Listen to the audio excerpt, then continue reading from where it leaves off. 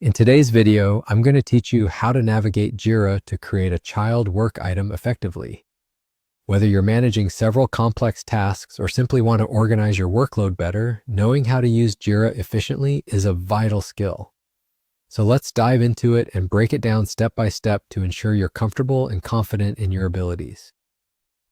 First, you need to open your browser and head over to Jira. Jira is a powerful project management tool favored by many for tracking tasks and projects. It's designed to help teams manage work more efficiently and ensure that nothing slips through the cracks. As you log in, you may find yourself on the dashboard, which gives you an overview of your projects and tasks. Feel free to navigate around a bit if you're new to Jira to get familiar with its layout and features.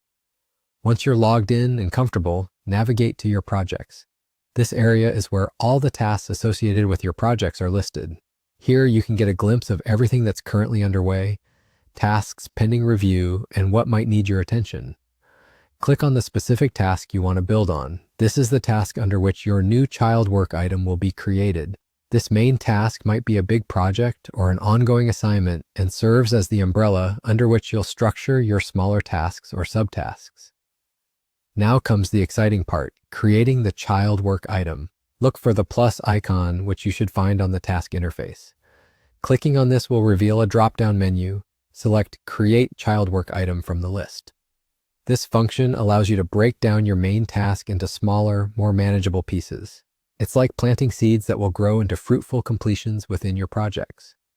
Once you've clicked Create Child Work Item, you'll be prompted to name your new work item.